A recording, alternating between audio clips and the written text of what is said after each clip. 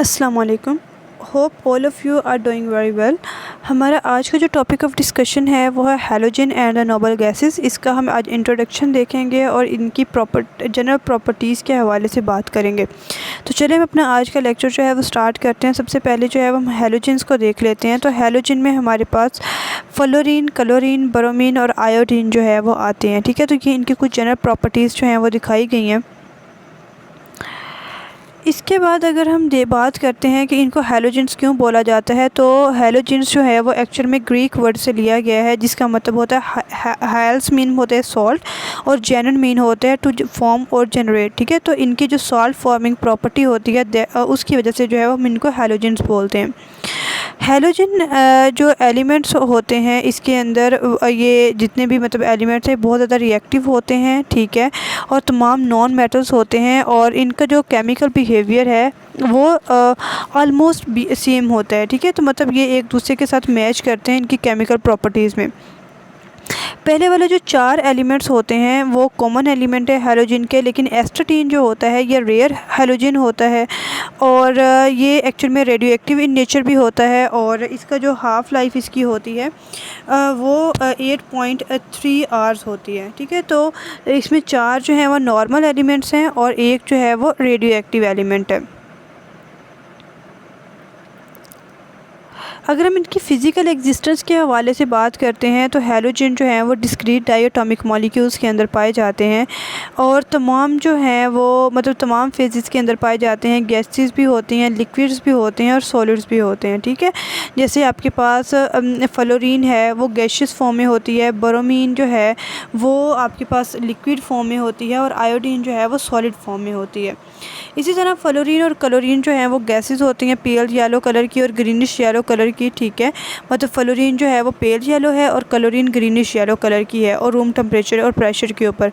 Bromine जो है ये लिक्विड होता है, रेड ब्राउन कलर का होता है और आयोडीन जो है ये metallic appearing shining greyish black solid जो है वो होता है। ठीक है, अगर आप इसकी ओडोर के हवाले से बात करते हैं तो हैलोजन्स जो है इनकी बहुत ज़्यादा इरिटेटिंग ओडोर होती है और ये स्किन को जो है वो अटैक कर सकते हैं। ब्रोमीन जो है वो बर्निंग कॉज करता है, जिसकी बाद में जो है वो आप कह लो कि हीलिंग जो है बहुत ज़्यादा स्लो होती है, वो ज़ख्म जो है वो जल्दी से ख़त्म नहीं होता। इलेक्ट्रॉनिक कन्फिग्रेशन के हवाले से बात करें तो जो आउटर शेल की इलेक्ट्रॉनिक कन्फिग्रेशन होती है वो Ns2 और Np5 होती है। ठीक है, तो एक इलेक्ट्रॉन जो होता है वो मतलब इसमें कम होता है और वो अगर एक अपना इलेक्ट्रॉन को पूरा कर लिया जाए तो इनकी जो इलेक्ट्रॉनिक कन्फिग्रेशन है वो नोबल गैसेस के इक्वल हो जाती है। आयनाइजेशन एनर्जी के हवाले से बात करें तो फ्लोरीन एटम जो है वो इलेक्ट्रॉन्स को होल्ड करता है टाइटली। ठीक है, और इस वजह से जो है इलेक्ट्रॉन को जो है वो ये इजीली लूज़ नहीं करता, तो इसी वजह से इसकी आयनाइजेशन एनर्जी की वैल्यू बहुत ज़्यादा होती है।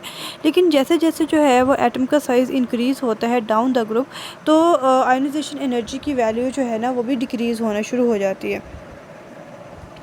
इलेक्ट्रॉन अफिनिटी के हवाले से बात करें तो जो इलेक्ट्रॉन अफिनिटी होती है हैलोजन की बहुत ज़्यादा लार्ज होती है और नेगेटिव होती है। इसी वजह से हैलोजन्स जो हैं ये हमेशा इलेक्ट्रॉन को गेन करना जो है वो ज़्यादा प्रेफर करते हैं।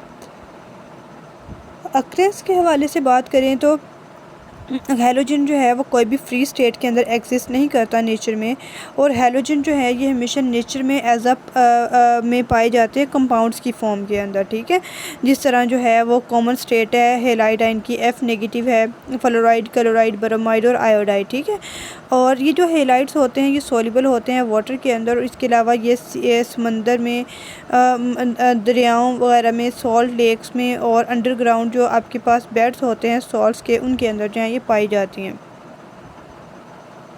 नेक्स्ट है हमारे पास नोबल गैसेस। तो ये कुछ नोबल गैसेस दिखाई गई हैं जिसमें helium, neon, argon, krypton, xenon और रेडोन शामिल हैं। ठीक है, तो ये साथ में इनकी कुछ प्रॉपर्टीज़ हैं। ठीक है, वो भी दिखाई गई है, जैसे उनमें एटॉमिक नंबर, इलेक्ट्रॉनिक कन्फिग्रेशन है, आयोनाइजेशन एनर्जी है, atomic radius, melting boiling point, water solubility और हीट ऑफ वेपराइजेशन। ठीक है, तो ये प्रॉपर्टीज़ दिखाई गई हैं, तो यहाँ से भी आप इनका केमिकल बिहेवियर जो है उसको स्टडी कर सकते हैं।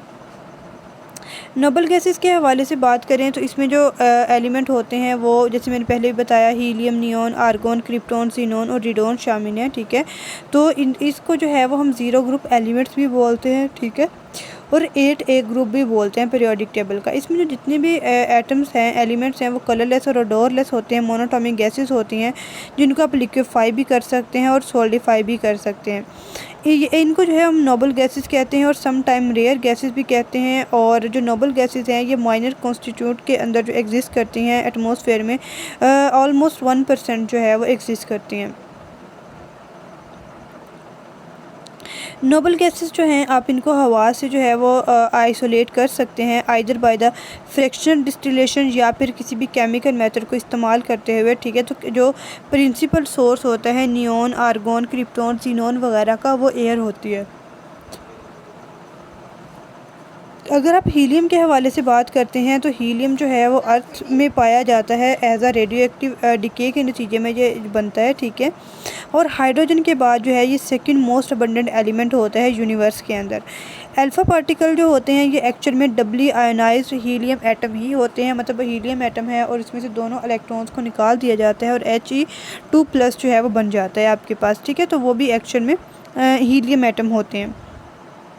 और ये जो बहुत सिंपल और इकोनॉमिकल होता है इसको आइसोलेट करना, ठीक है, from the natural gases by the liquefaction method. तो आप इसको जो है वो लिक्विफिकेशन मेथड के ज़रिए जो है वो सेपरेट करते हैं। दूसरे नंबर पे नियॉन है। तो नियॉन जो है इसका एटमॉस्फेयर के अंदर 1/65,000 पार्ट जो है होता है, ठीक है। और आपको इसको भी जो है वो लिक्विफिकेशन ऑफ एयर से जो है वो हासिल करते हैं। और लिक्विड नियॉन जो होती है उसमें 40 टाइम जो है उसमें रेफ्रिजरेशन की कैपेसिटी ज़्यादा होती है as compared to the liquid helium.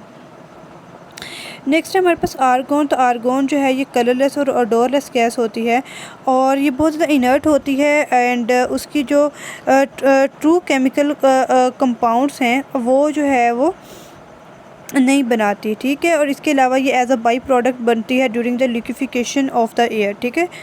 तो इसकी भी ये वाला हो गया। और उसके बाद जो है वो आपके पास क्रिप्टॉन है। क्रिप्टॉन जो है ट्रेसेस होते हैं इसके एयर के अंदर पाए जाते हैं, कलरलेस, ओडोरलेस और फेयरली एक्सपेंसिव गैस होती है। और इसको जो है वो आप करेक्टराइज़ करते हैं by the brilliant green and orange spectral line से। और जो कंपाउंड जो होता है क्रिप्टॉन डाईफ्लोराइड, उसको जो है वो आप वेरियस मेथड्स के ज़रिए जो है प्रिपेयर कर सकते हैं। जीनोन जो है ये एटमॉस्फेयर में बहुत ज़्यादा स्मॉल अमाउंट के अंदर पाई जाती है, जिसका 0.08 पार्ट्स पर मिलियन जो है पाया जाता है। और इसके अलावा इसको आप एज अ बाई प्रोडक्ट भी हासिल करते हैं by the fractional liquefaction of the air, ठीक है। और ये स्लाइटली सोल्यूबल होती है वाटर के अंदर और इसका जो एक्सटेंट होता है वाटर के अंदर सोल्यूबिलिटी का वो अबाउट 110 मिलीलीटर होता है पर लीटर ऑफ वाटर, ठीक है, एट अबाउट 20 डिग्री सेल्सियस। इसके बाद हमारे पास रेडॉन है। तो रेडॉन जो है वो रेडियो एक्टिव डिके से जो है वो अल्फ़ा डिके का प्रोडक्ट होता है रेडियम का, ठीक है। तो जब ये रेडॉन जो है इसको ये प्रेजेंट होती है वेरी स्मॉल एक्सटेंट के अंदर एटमॉस्फेयर में और इसको जो है वो आप एज अ बाई प्रोडक्ट जो है ऑब्टेन करते हैं from the liquefaction of the air, ठीक है। और इसके अलावा इसकी जो स्मॉल क्वान्टिटीज़ होती हैं इस गैस की, उसको जो है वो आप radio active decay of radium isotope से भी हासिल कर सकते हैं।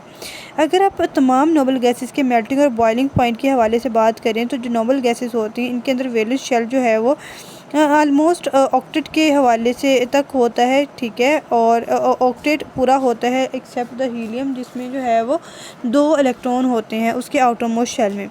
और इनका जो क्लोज शेल की वजह से इनके आयनाइजेशन एनर्जी की वैल्यू बहुत ज़्यादा हाई होती है और इनका जो बॉइलिंग पॉइंट होते हैं बहुत कम होते हैं, ठीक है।